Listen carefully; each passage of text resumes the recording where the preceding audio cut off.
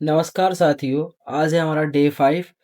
तो जो हमने लास्ट टाइम जो सीखा था, उसके बारे में पहले चर्चा करते हैं। तो उम्मीद करता हूँ आप सब ठीक होंगे। तो खोल लेते हैं अपना एमएस वर्ड, बीन वर्ड टाइप खोल लेते हैं फटाफट।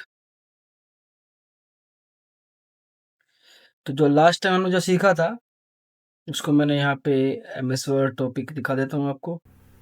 तो देखो, डे 4 की वीडियो में हमने जो सीखा था, save as, recent, print, exit, insert tab में जाके कवर पेज बनाना सीखा था, ब्लैंक पेज सीखा था, पेज ब्रेक सीख लिया था, टेबल में आके, टेबल ब्लॉक में आके, यानी कि इंसर्ट टैब में, टेबल में इंसर्ट टेबल करना सीख लिया था, डिलीट रो करना सीखा था। अगर आपको याद हो तो मैं आपको दिखा देता हूँ।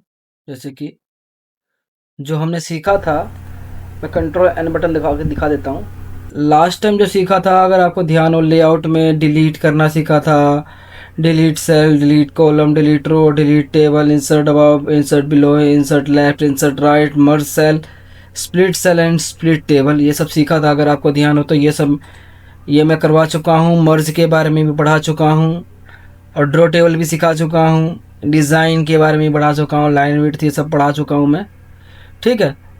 तो मैंने लास्ट टाइम जो कवर करवाया था, आपका क्विक टेबल तक कवर करवाया था और कुछ ऑप्शन बच गए थे। आपको दिखा देता हूँ। जो लेआउट में जो आने वाले ऑप्शन थे, वो यहाँ से यहाँ तक जो ऑप्शन थे, ये हमारे ऑप्शन बच गए थे। इन ऑप्शनों को हम यहाँ पर चर्चा करेंगे। ठीक है। टेबल बना रखी है जो आज हम सीखने वाले। लेआउट के अंदर cell size, auto fit, height, width, distribute row, distribute column और अलाइनमेंट्स के अंदर आने वाले ये सभी ऑप्शन सीखेंगे। तो मैंने यहाँ से पहले से टेबल बना कर तैयार कर रखी है ताकि मुझे समय ना लगे। को खोल लेता हूँ यहाँ से। तो जब मैंने इस टेबल को खोला, तो देखो यहाँ पर एक ऑप्शन हाईलाइट हो रहा है जिसका नाम क्या है, लेआउट। अब मैंने लास्ट टाइम भी बताया था वीडियो पे, अगर आप टेबल से बाहर क्लिक करोगे तो ये ऑप्शन यहाँ पर नहीं आएगा। टेबल पे क्लिक करोगे तो अभी ये ऑप्शन आपको देखने को मिलेगा, लेआउट का। तो चर्चा करते हैं इस पहले ऑप्शन पे। यहाँ पर क्या है, टेबल की रो हाइट। अगर आपकी इसकी रो की जो हाइट है, यानी कि आपको बढ़ानी है, घटानी है, तो आप यहाँ से भी रो की हाइट को बढ़ा सकते हो। पर ध्यान दीजिए, वही रो बढ़ेगी जहाँ पर आपका कर्सर है। जैसे कि मेरा फर्स्ट नंबर रो पे कर्सर है, तो फर्स्ट नंबर रो की हाइट क्या हो रही है, इंक्रीज हो रही है। डिक्रीज करना है तो यहाँ से डिक्रीज कर सकते हैं। ये काम हम मैनुअली भी कर सकते हैं। अगर आपको बताया तो मैंने बताया था कि यहाँ पर एक लाइन बनेगी, दिखाई दे रहा है। जैसे कि हम मैं इस पे लेके जा रहा हूँ, जूम करके दिखाता हूँ आपको। तो देखो, जैसे मैं इसके ऊपर लेके जा रहा हूँ, देखो यहाँ एक लाइन बन रही है। इस लाइन को पकड़ के अगर हम खींचेंगे तो भी हम रो की हाइट को बढ़ा सकते हैं और कम कर सकते हैं। तो ठीक इसी प्रकार यहाँ पे क्या दिया गया है, विड्थ दिया गया है। विड्थ होता क्या है, कॉलम के विड्थ को अगर आपको बढ़ाना है, घटाना है, यानी चौड़ाई को बढ़ाना घटाना है, तो आप यहाँ से भी इस लाइन को पकड़ के मैनुअली भी कर सकते हो और यही काम आप यहाँ से भी कर सकते हो। जैसे मैं यहाँ क्लिक करता हूँ, तो देखो इस प्रकार से कॉलम की विड्थ क्या हो जाएगी, बढ़ जाएगी।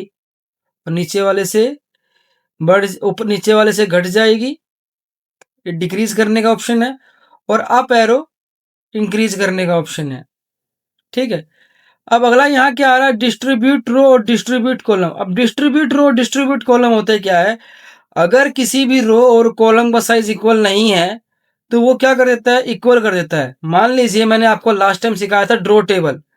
मैं आपको यहाँ पे समझाता हूँ। मैंने यहाँ गया, ड्रॉ टेबल पे क्लिक करा, पेंसिल से मैंने एक ड्रॉ कर ली टेबल। देखो, अब मैंने इसमें कोई कॉलम बड़ा बना रहा हूँ, कोई कॉलम छोटा बना रहा हूँ, अपने हिसाब से बना रहा हूँ यहाँ पर। ठीक है। अब देखो, हिसाब से बनाओगे तो परफेक्ट नहीं बनेगी टेबल, थोड़ी बहुत कमी रहेगी, ऊपर नीचे 19-20 का फर्क आएगा। अब हमने टेबल तैयार कर लिया। हम चाहते हैं कि जो इसमें कॉलम आ रहे हैं, ये इनका साइज इक्वल हो जाए। रो जो बन रही है, इनका साइज क्या हो जाए, इक्वल हो जाए। तो आपको करना क्या पड़ेगा, लेआउट में अगर आप जैसे जाते हो ना, तो यहां मिलता है डिस्ट्रीब्यूट रो। सारे रो का साइज क्या हो गया, इक्वल हो गया है। अगर ठीक इसी प्रकार मैं डिस्ट्रीब्यूट कॉलम पे क्लिक करता हूं, तो देखो सभी कॉलम का साइज सेम हो गया है। यानी कि जो कॉलम और रो के साइज को इक्वल करना हो, बराबर रखना हो, तो आप यहाँ से मैनेज कर सकते हैं डिस्ट्रीब्यूट रो डिस्ट्रीब्यूट कॉलम से। ठीक है, इसे मैं काट देता हूँ। यहाँ काटने के लिए मैंने बताया था, इसे काटने के लिए क्या करेंगे, इस पे हम क्लिक करेंगे और डिलीट टेबल पे क्लिक करेंगे तो यहाँ से भी हमारी टेबल कट जाएगी। अब ऊपर की तरफ आते हैं, इस पे क्लिक करते हैं, आगे बढ़ते हैं ऑप्शन पे। तो यहाँ पर क्या दिया गया है, पहला ऑप्शन अगर यहाँ पे क्लिक करते हैं, यहाँ दिया गया है पहले ऑप्शन पे अलाइन टॉप लेफ्ट। इसका मतलब ये है, जैसे कि मेरा कर्सर यहाँ पर है और मैंने यहाँ पे क्लिक किया अलाइन टॉप लेफ्ट, इस पे क्लिक करूंगा तो देखो ये टॉप की तरफ चले गई हमारी हेडिंग। मैंने बस क्लिक किया था। अगर आप सिलेक्ट कर इस प्रकार से इस हेडिंग को अगर आपको ऊपर की तरफ लेके जाना है तो आपको करना पड़ेगा क्या, अलाइन टॉप लेफ्ट। सेंटर में लाना है तो इस प्रकार से आप सेंटर में ला सकते हो और राइट साइड में ले जाना है तो इस प्रकार से आप राइट साइड में ले जा सकते हो। ठीक इसी प्रकार नीचे की तरफ आते हैं, यहाँ पे क्या दिया गया है, अलाइन सेंटर लेफ्ट। अगर मैं यहाँ क्लिक करता हूं तो हेडिंग सेंटर में आ जाएगी, लेफ्ट साइड से आएगी तीनों हेडिंग, यानी कि जिस चीज को आप सिलेक्ट करोगे। ठीक है, अगर आपको सेंटर में लानी है तो आप यहाँ पर अलाइन सेंटर पे क्लिक करो, सारी हेडिंग बीचों बीच आ जाएगी। और ठीक इसी प्रकार आपको राइट साइड में ले जाना है तो यहाँ क्लिक करेंगे अलाइन टू सेंटर पे, राइट साइड में आ जाएगी। ठीक इसी प्रकार यहाँ दिया गया है अलाइन बॉटम लेफ्ट। अगर आपको इन हेडिंग को नीचे लेके आना है तो मैं जैसे अलाइन बॉटम लेफ्ट पे क्लिक करूंगा तो ये हेडिंग लेफ्ट साइड में आ जाएगी। और ठीक इसी प्रकार अगर मैं सेंटर पे क्लिक करता हूं तो हेडिंग सेंटर में आ जाएगी और राइट पे क्लिक करता हूं तो राइट में आ जाएगी। उम्मीद करता हूं समझ में आ रहा है। फिर अगला ऑप्शन यहाँ पे क्या आता है, टेक्स्ट डायरेक्शन। टेक्स्ट डायरेक्शन का मतलब होता है अक्षरों की डायरेक्शन आपको किस प्रकार रखनी है, घुमाना है अक्षरों को। तो जैसे कि मैंने डिपार्टमेंट वाली हेडिंग को सिलेक्ट किया, टेक्स्ट डायरेक्शन पे क्लिक कर रहा हूं, देखो इस प्रकार से ये इनकी डायरेक्शन क्या हो रही है, चेंज होती चली जा रही है। अगर मैं नेम वाली हेडिंग को सिलेक्ट करता हूं, देखो यहां से ये लेफ्ट साइड में आ गया, यहां से राइट साइड में आ गया। अगेन क्लिक करता हूं तो सेंटर में आ जाएगा, यानी लेफ्ट साइड में। ठीक है, तो ये हमारा क्या था, डायरेक्शन, टेक्स्ट की डायरेक्शन को चेंज करना। ठीक इसी प्रकार अगला जो यहाँ ऑप्शन आता है, क्या आता है, सेल मार्जिन। अब सेल मार्जिन होता क्या है, सेल मार्जिन का मतलब होता है किसी भी सेल के साइज को बढ़ाना हो या कम करना हो। ठीक है, या टेबल के साइज को बढ़ाना हो या कम करना हो तो आप क्या कर सकते हो, इस पे जैसे हम क्लिक करेंगे, दिखाई दे रहा है यहाँ पे कॉर्नर में पॉइंट बन रहा है, इस पे क्लिक करोगे पूरी टेबल सेलेक्ट हो जाती है। ठीक है, सेल मार्जिन पे जैसे मैं क्लिक करता हूं, देखो यहाँ पर एक डायलॉग बॉक्स ओपन हो रहा है, ये बोल रहा है कि आपको कितना गैप बढ़ाना है। देखो लेफ्ट साइड से अब पहले ही बढ़ा हुआ है 0.08 इंचेस, 0.08 इंचेस राइट साइड से। ठीक है, अगर मुझे क्या करना है, इनका गैप बढ़ाना है, टेबल का बढ़ाना है गैप, तो मैंने यहाँ पे 2 टाइप करा और जैसे मैं ओके पे क्लिक करूंगा तो देखो पूरे के पूरी टेबल का जो साइज है 2 इंचेस में क्या हो गया है, बढ़ गया है। उम्मीद करता है समझ में आ रहा है। ठीक है, यहाँ पे आता है लेफ्ट। इस प्रकार से आप लेफ्ट साइड भी इंक्रीज कर सकते हैं, जैसे कि मान के चलो मैं यहाँ कर्सर रखता हूं और यहाँ जाके लेफ्ट साइड पे मैं इंक्रीज करता हूं। ठीक है, लेफ्ट साइड का इंक्रीज करता हूं, ओके पे क्लिक करूंगा तो अगर आप देख रहे हो जो हमारे टेबल है लेफ्ट साइड का साइज काफी इंक्रीज हो चुका है और राइट साइड में जिस प्रकार से ये आ चुका है, क्या था, लेफ्ट साइड से इंक्रीज करना हो। ठीक है, तो इस प्रकार से इंक्रीज कर सकते हैं। यहां पर एक ऑप्शन और बच गया जिसका नाम क्या, ऑटो फिट। ऑटो फिट क्या होता है, अगर आपको अपनी टेबल को फिट करना है कंटेंट के हिसाब से, जैसे कि मैं पूरी टेबल को सेट कर देता हूं, देखो जितनी इनको आवश्यकता है, जैसे कि मैं अब कंट्रोल जेड करके समझाता हूं। अब अगर आप देख पा रहे हो इसमें इतनी ये जो जगह है ये खाली बच रही है, इधर भी ये जगह बच रही है और इधर भी बच रही है। अब मैं चाहता हूँ जितनी हमारी हेडिंग है, जितनी आवश्यकता है, इसको अपने आप ये एडजस्ट हो जाए। तो ऑटो फिट पे जैसे क्लिक करोगे ना तो ये अपने आप ही एडजस्ट हो जाएगी, जो एक्स्ट्रा जो जगह थी वो हट जाएगी। ठीक है, अगर मैं यहां जाकर करता हूं ऑटो फिट विंडो, विंडो पे जैसे क्लिक करोगे जितनी हमारी स्क्रीन की विंडो दिखाई दे रही है उस हिसाब से क्या हो जाएगी, ये एडजस्ट हो जाएगी। फिर यहाँ क्या आता है, फिक्स कॉलम विड्थ। इसका मतलब क्या होता है, किसी भी कॉलम की विड्थ को आपको क्या करना है, मैनेज करना है ऐसे। ये इस प्रकार से आप कॉलम की विड्थ को क्या कर सकते हो, यहां से भी मैनेज कर सकते हो ऐसे, ठीक है, यहां से भी मैनेज कर सकते हो। तो ये था क्या, फिक्स कॉलम विड्थ, कि कॉलम की विड्थ को किस प्रकार से मैनेज करेंगे। तो ये ऑप्शन ये था। उम्मीद करता हूं समझ में आ रहा है। लेआउट का ऑप्शन यहाँ पे क्या होता है, हमारा समाप्त होता है। क्लोज करके बाहर आ जाता हूं, डिलीट कर देते टेबल। तो हमने ये सारे ऑप्शन को कवर कर लिया है, ठीक है। आगे चलते हैं। यहाँ पे आगे नया ऑप्शन का नाम क्या है, पिक्चर। इसका नाम क्या है भाई, पिक्चर। अब पिक्चर होता क्या है, फोटो, तस्वीर। अगर आपको कोई भी अपने एमएस वर्ड में फोटो को इंसर्ट करना हो तो हम कैसे करेंगे। तो आपको यह पता होना चाहिए कि आपकी फोटो कहां पर है, किस डायरेक्शन में है, किस लोकेशन में है, कहां पर आपने कंप्यूटर में सेव किया हुआ है, तभी जाकर आप उस फोटो को यहां पर इंसर्ट कर सकते हो। तो मैंने अपनी फोटो को डी ड्राइव में सेव किया हुआ है। जैसे मैं पिक्चर पे क्लिक करता हूं तो देखो यहां पर एक डायलॉग बॉक्स ओपन होगा। ये पूछेगा कि आपने फोटो को कहाँ रखा हुआ है, डेस्कटॉप पर रखा हुआ है या डॉक्यूमेंट्स में रखा हुआ है, यानी कि किस ड्राइव में रखा हुआ है, लोकेशन पूछ रहा है। तो देखो हमने जो फोटो रखी हुई है वो मैंने डी ड्राइव में रखी हुई है। और जैसे कि मैंने यहाँ पर कंप्यूटर पिक्चर नाम का फोल्डर बना रखा है, इसमें भी रखी हुई है मेरी फोटो, कोरल इमेज में भी रखी हुई है फोटो, ठीक है। तो इस प्रकार से जैसे मैंने इंसर्ट पे जैसे क्लिक करता हूं, देखो इस प्रकार से यहाँ पर एक फोटो इंसर्ट हो जाएगी। जैसे मैंने फोटो को इंसर्ट किया तो यहाँ पर एक डायलॉग बॉक्स ओपन हुआ जिसका नाम क्या है, फॉर्मेट। क्या नाम है इसका, फॉर्मेट।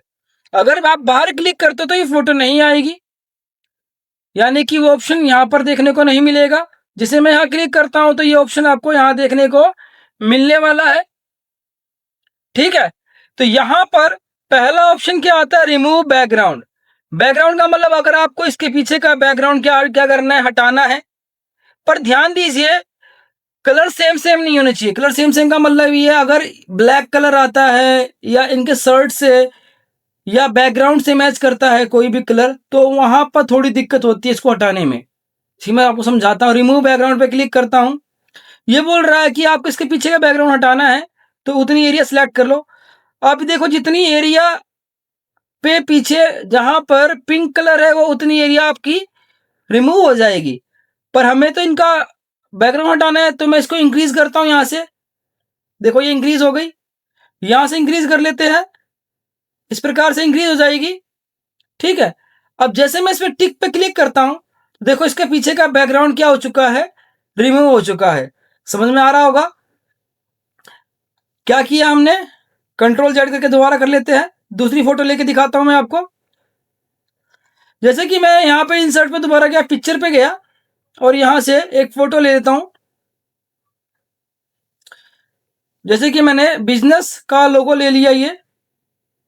ये फोटो ले रहे हैं तो ध्यान देने वाली बात ये, इस पिक्चर को उठाने भी आना चाहिए। अगर आप जैसे कि यहाँ पिक्चर पे क्लिक कर रहे हो, इस पिक्चर को मूव कर रहे हो, देखो अगर मैं इस पिक्चर को मूव कर रहा हूँ, ये पिक्चर मूव हो रही है, नहीं हो रही है। पिक्चर को मूव करने के लिए आपको करना क्या पड़ता है, टाइड करना पड़ता है। फॉर्मेट के अंदर एक ऑप्शन आता है जिसका नाम क्या है, टाइड। रैप टेक्स्ट के अंदर आप जाओगे तो यहाँ ऑप्शन मिलेगा टाइड का ऑप्शन। समझ में आ रहा होगा। जैसे कि मैं इस पे क्लिक कर रहा हूं, अब ये फोटो मूव हो जाएगी। इस पे क्लिक करते हैं तो यहाँ पे जाकर आप फोटो को मूव कर सकते हो। अगर आप देख पा रहे हो यहाँ पर पॉइंट बन रहे हैं, इन पॉइंट का यूज क्या है, इन पॉइंट का यूज ये है कि अगर आपको कोई किसी भी पिक्चर के साइज को बढ़ाना हो या घटाना हो तो आप इस पॉइंट पे क्लिक करके इसकी चौड़ाई इस प्रकार से कम कर सकते हो। हाइट पे क्लिक करना है तो हाइट कम करनी है तो यहां से पॉइंट पे क्लिक करके इसकी हाइट को कम कर सकते हो। अब ये ग्रीन कलर का जो ऑप्शन दिया गया है, ये रोटेट करने का ऑप्शन दिया गया है। इस प्रकार से आप रोटेट भी कर सकते हो। अब बारी क्या आती है यहां पर बैकग्राउंड हटाने की, तो मैं इसका बैकग्राउंड हटा के दिखाता हूं। रिमूव बैकग्राउंड पे क्लिक करा, ठीक है। अगर आपको लग रहा है, देखो यहां पे दिया गया है प्लस एरिया टू कीप, यानी कि अगर आपको एरिया ऐड करना है तो यहां पर जाके इस प्रकार से आप ऐड कर सकते हो। जौन सा एरिया आपको लग रहा है कि आना चाहिए, जैसे कि मैं इस पे ऐड कर रहा हूं, ये एरिया में चाहिए, यानी कि जिस चीज को आप सिलेक्ट करोगे वो एरिया आएगा। जैसे कि मैं चाहता हूँ ये एरिया नहीं आना चाहिए, तो यहाँ माइनस का निशान लेके यहाँ से इसको रिमूव कर दो। ठीक है, जैसे कि मैं चाहता हूँ ये एरिया आना चाहिए, इस प्रकार से मैंने उन एरिया को सिलेक्ट कर लिया है। ऐड करोगे तो यहाँ से ऐड हो जाएंगे एरियाज। ऐसे मैं ऐड कर रहा हूँ, जैसे मैं ऐड कर रहा हूँ वैसे आप भी ऐड कर सकते हैं। ठीक है, ये देखिए। ठीक है, अगर आपको हटाना है और यहाँ पे माइनस का ऑप्शन दिया गया है, डिलीट करने का ऑप्शन दिया गया, यहाँ से हटा भी सकते हो। अगर आपको अप्लाई करना है, अप्लाई पे क्लिक करेंगे, देखो इसका बैकग्राउंड हट चुका है बेहतर तरीके से। ठीक है, फिर यहाँ पे क्या आता है, करेक्शन का ऑप्शन आता है। यानी कि किसी भी फोटो की ब्राइटनेस को अगर आपको बढ़ाना है घटाना है तो क्लिक करके यहाँ से ब्राइटनेस को कम कर सकते हैं। देखो 50% पे आ गई, ये 40% पे आ गई, ये -40। ठीक है, यहां से मैं राइट की तरफ मूव करता हूं तो देखो यहाँ -20 का ब्राइटनेस और कॉन्ट्रास्ट -40 की। और आगे की तरफ चलता हूं तो यहाँ 0 ब्राइटनेस है, कॉन्ट्रास्ट भी माइनस है। और आगे चलते हैं तो कोई यहाँ पर ब्राइटनेस को 20 कर दिया गया है और कॉन्ट्रास्ट को 40 कर दिया गया है। तो ये वाला ऑप्शन यहाँ से ब्राइटनेस को इंक्रीज भी कर सकते हैं और डिक्रीज भी कर सकते हैं। ठीक है, अगर आप पिक्चर करेक्शन में जाओगे यहां पर, तो यहाँ पिक्चर करेक्शन में एक ऑप्शन आता है, यहां से आप अपने हिसाब से भी ब्राइटनेस को बढ़ा या घटा सकते हैं। देखो ये ब्राइटनेस का ऑप्शन दिया गया है, जैसे कि अगर आपको लग रहा है 20 की जगह आपको -40 करनी है, अपने हिसाब से आप ब्राइटनेस को यहाँ पर एडजस्ट कर सकते हो, जितना आपको रखना है, कॉन्ट्रास्ट को जितना रखना है, स्मूथ रखना है, आगे की तरफ रखना है, जितना लाइट चाहिए यहाँ से आप कर सकते हो। इस प्रकार से ब्राइटनेस यहाँ से इंक्रीज हो जाएगी। और सॉफ्टनेस तुम्हें कितनी मैनेज करनी है तो यहाँ से सॉफ्टनेस में लगा सकते हो, पिक्चर में कितनी सॉफ्टनेस आए। ठीक है, फिर यहाँ कलर का ऑप्शन आता है, तो आप यहाँ पर पिक्चर में ब्लैक एंड व्हाइट कलर कर सकते हो, री कलर में आता है जैसे ब्लू कलर कर सकते हो, तो यहाँ से आप कलर को भी चेंज वगैरह कर सकते हो। ठीक है, अगर आप चाहते हो कि यहाँ से कलर की बजाय मैं अपने हिसाब से कलर करना है आपको, तो यहाँ पर मोर वेरिएशन के अंदर आप यहाँ से कलर को अपने हिसाब से भी एडजस्ट कर सकते हैं। समझ में आ रहा होगा। ठीक है, अगर इसको पहले जैसा करना है तो आप यहाँ रीसेट पिक्चर पे क्लिक करो, तो जितनी भी फॉर्मेटिंग करी है, जैसे मैंने ब्राइटनेस लगाई थी और तुम्हारा कलर किया था, वो सारी फॉर्मेटिंग को वो क्या कर देगा, नॉर्मल कर देगा। समझ में आ रहा होगा। फोटो को बड़ा कर लेते हैं समझाने के लिए।